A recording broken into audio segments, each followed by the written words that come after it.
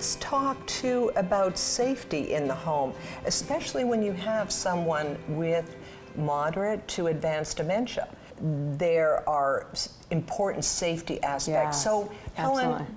give us some safety tips. Sure. Well, when we have been asked to come out and do an evaluation, there's always a safety risk that we take, or a safety evaluation that we take while we're in the home. We want to see what the risk factors are. And so when we're dealing with, in particular, this example of dementia, we have to start worrying about changes in the eyesight, depth perception changes. And so how lighted are the hallways? Are there any safety rails to hold on to? Is there some rug issues? You know, we have these cute rugs that are on the floor. Scatter rugs. Exactly. Yeah. But they're not non-skid rugs. Right. And so in this particular home we went into recently, you and I, there were rugs all over, and they were just a safety issue for us, because if you put your little foot on there, the rug scoots away. So we try to educate the families about, say, maybe two-sided tape where it sticks to the floor and it's safer.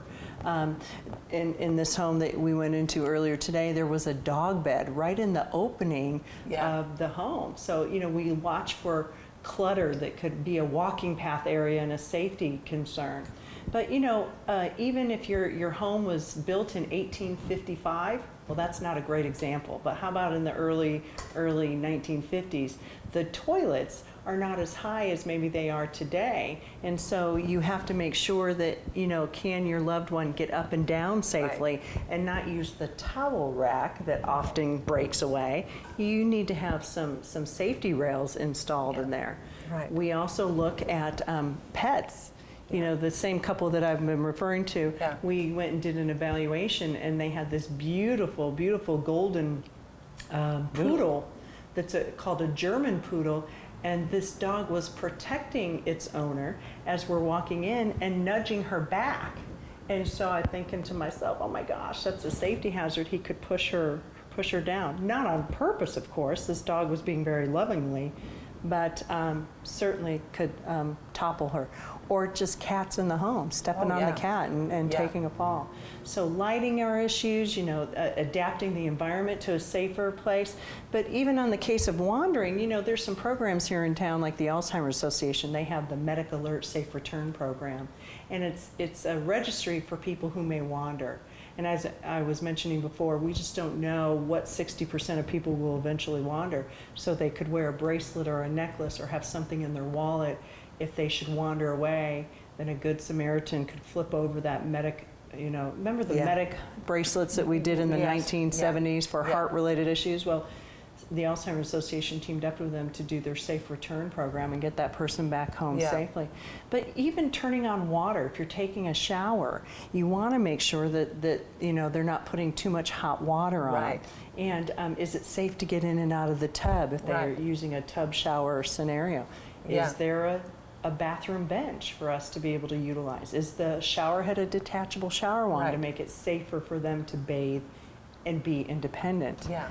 Well, the other thing too is that often people will say, oh, you know, they'll wander, or I had them in the car at Walmart and I told them I'm going in for one item and I want you to stay right here, stay put. Well, then they come out and the person is not there. How come the person left the car? They were instructed to stay in the car.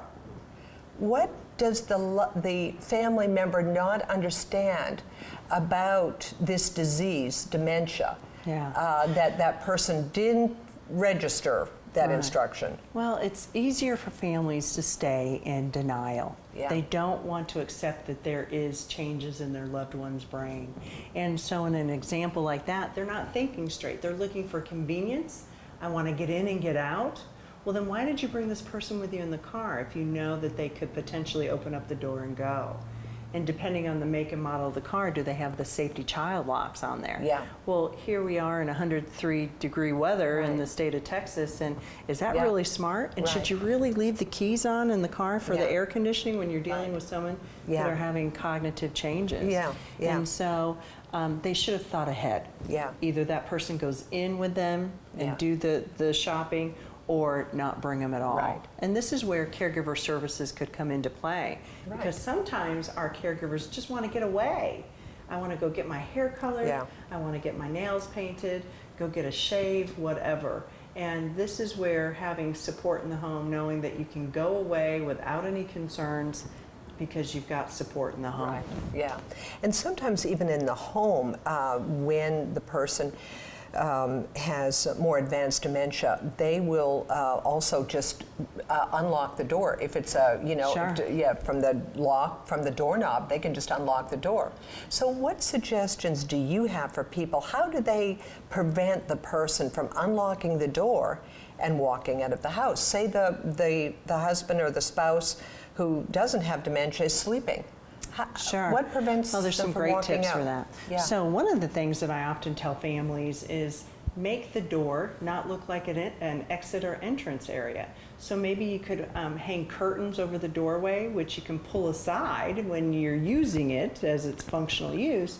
But then when you want to take a nap, put the curtains down so it looks like it's a window, not a door.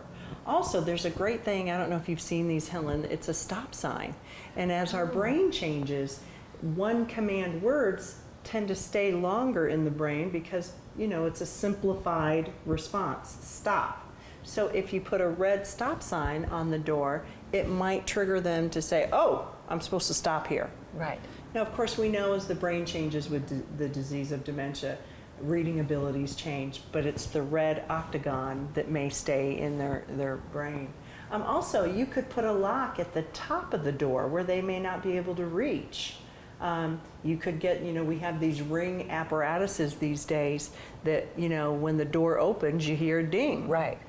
Right. Although I know you may be trying to nap, that defeats the purpose Yeah. of napping, but those are some safety related issues that you could do to disguise the exit and the entrance.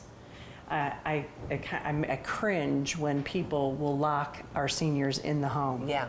Because that's not safe And either. leave them unattended. Exactly. Yeah. And so Yeah. That's not something I recommend. But Right. sometimes animals also alert change. So I Yeah. know I have a dog at home, and if my son is upstairs walking around, the dog gets nervous and starts barking, hey, someone's in our house. Yeah. So I don't know if everybody's a dog lover like we are, Helen. Yeah, that's